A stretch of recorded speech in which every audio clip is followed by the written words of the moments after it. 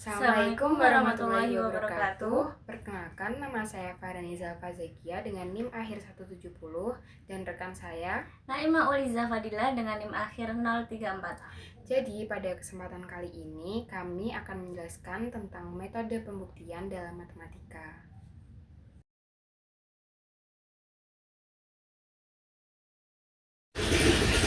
Nah, sebelum masuk ke materi, saya bakal bacain dulu apa aja sih yang bakal kami bahas nanti. Yang pertama yaitu ada pengertian pembuktian, yang kedua yaitu jenis metode pembuktian, yang ketiga yaitu direct proof, yang keempat yaitu indirect proof, dan yang kelima kesimpulan. Selanjutnya kita bahas dulu apa sih pembuktian dalam matematika itu. Nah, pembuktian dalam matematika itu merupakan cara untuk menunjukkan bahwa suatu pernyataan matematika itu benar berdasarkan logika dan fakta yang sudah terbukti sebelumnya.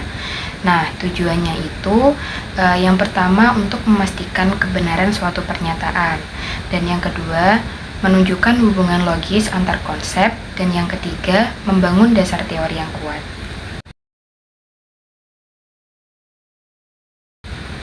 Selanjutnya ada jenis metode pembuktian. Jenis metode pembuktian itu dibagi menjadi dua, yaitu direct proof atau pernyataan langsung, dan yang kedua yaitu indirect proof, pernyataan tidak langsung. Nah, untuk indirect proof itu dibagi menjadi dua, yaitu kontradiksi dan kontraposisi. Nah, setelah kita tahu jenis-jenis metode pembuktian dalam matematika, mari kita bahas satu persatu secara rinci. Yang pertama, untuk pembuktian matematika secara langsung atau direct proof. Apa sih itu direct proof?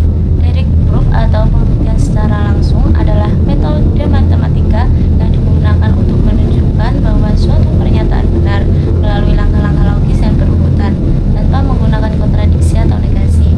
Selanjutnya, untuk membuktikan suatu pernyataan secara langsung, kita bisa menggunakan beberapa langkah. Yang pertama, kita bisa menentukan pernyataan yang ingin kita buktikan, biasanya berbentuk P maka Q. Yang kedua, kita bisa asumsikan bahwa premis P bernilai benar. Dan yang ketiga, gunakan definisi, sifat, atau teorema yang relevan. Yang keempat, tunjukkan bahwa kesimpulan Q bernilai benar. Dan yang kelima, tuliskan kesimpulan bahwa pernyataan telah terbukti secara logis. Agar lebih paham lebih lanjut mengenai pembuktian secara langsung, mari kita kerjakan soal berikut. Yang pertama, kita asumsikan 7N plus 9 merupakan bilangan genap dengan P.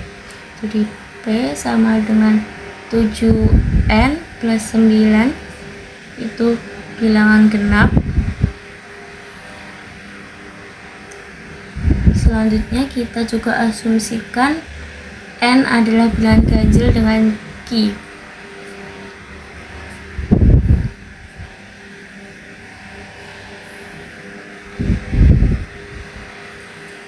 Karena N adalah bilangan ganjil, maka kita bisa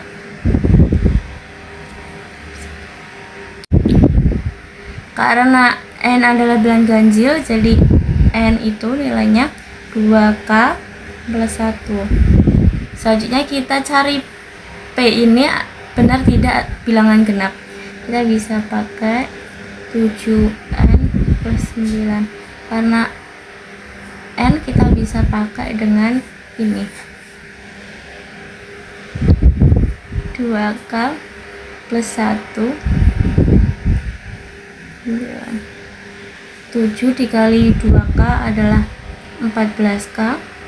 7 dikali 1 7 ditambah 9 14K ditambah 16 bisa dibuat menjadi 2 dikali 7K plus 1 plus 8. Maaf, kita bisa asumsikan ini dengan M, jadi 2M. Karena hasil yang kita dapat adalah 2M, jadi terbukti bahwasanya 7N plus 9 adalah bilangan genap. Selanjutnya kita bahas indirect proof atau pernyataan secara tidak langsung. Tadi kan sudah saya jelaskan bahwa indirect proof itu dibagi menjadi dua, yaitu pembuktian secara kontraposisi dan pembuktian secara kontradiksi. Yang pertama kita bahas dulu pembuktian secara kontraposisi. Nah, pembuktian secara kontraposisi merupakan cara membuktikan pernyataan implikasi dengan membuktikan kontraposisi dari pernyataan tersebut. Untuk cara pembuktiannya, bisa kita misalkan pernyataan tersebut dengan jika P maka Q. Selanjutnya kita kontraposisikan pernyataan tersebut, maka hasilnya yaitu jika bukan Q maka bukan P. Bisa ditulis dengan negasi Q maka negasi P. Biar lebih paham, kita bisa buktikan contoh soal di bawah ini. Buktikan jika N bilangan bulat dan 7N plus 9 bilangan genap, maka N bilangan ganjil. Karena pakai kontraposisi, kita bisa pakai negasi Q, maka negasi P. Sebelumnya kita asumsikan dulu bahwa 7N plus 9 bilangan genap itu merupakan P. Jadi P sama dengan 7N plus 9 bilangan genap. Dan Q merupakan N bilangan ganjil.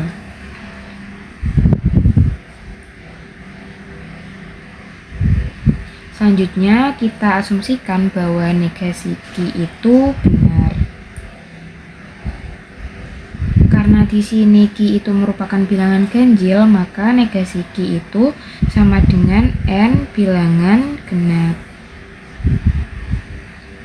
Maka N bisa kita tulis jadi 2K.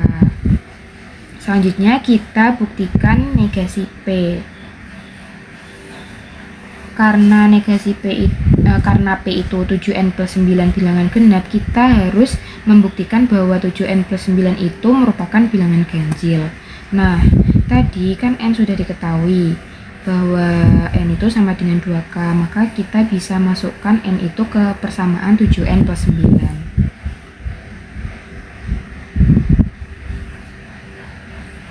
Jadi 7 kali 2K sama dengan 14K plus 9. Kita bisa jabarin 2 kali 7K plus 4 plus 1. Nah, kita bisa umpamakan 7K plus 4 itu pakai N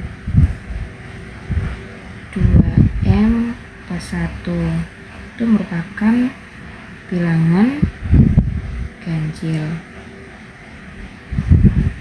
Dan terbukti bahwa negasi P itu bilangan ganjil kan, karena P itu genap, maka negasi P itu bilangan ganjil. Karena negasi P itu terbukti benar dan negasi Q itu terbukti benar, berarti kan negasi Q maka negasi P dan negasi Q itu benar, true, dan negasi P itu benar, true, maka hasilnya kan true. Jadi pernyataan ini terbukti benar. Yang kedua yaitu pembuktian dengan kontradiksi. Kita dapat membuktikan suatu pernyataan dengan mengasumsikan kebalikannya benar, lalu menunjukkan bahwa asumsi itu menyebabkan kontradiksi atau hal yang mustahil dan bertentangan dengan fakta. Misalkan kita ingin membuktikan suatu pernyataan P itu benar, kita dapat melalui beberapa langkah. Yang pertama, kita asumsikan bahwa negasi Q itu bernilai benar. Selanjutnya, kita pastikan bahwa P itu bernilai salah. Setelah itu, kita dapat membuktikan pernyataan P dan negasi Q itu bernilai salah. Maka, didapatkan bahwa pernyataan P maka Q itu bernilai benar. Setelah kita mengetahui apa itu pembuktian secara kontradiksi, mari kita kerjakan soal berikut ini agar lebih paham. Buktikan bahwasanya N itu bilangan bulat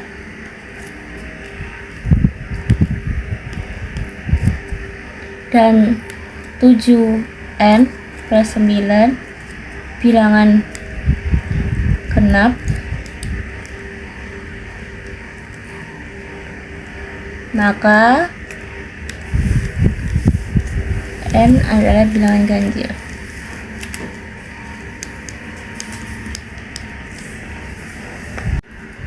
Selanjutnya kita dapat mengasumsikan 7N plus 9 bilangan genap dengan P dan juga N bilangan ganjil adalah Pi.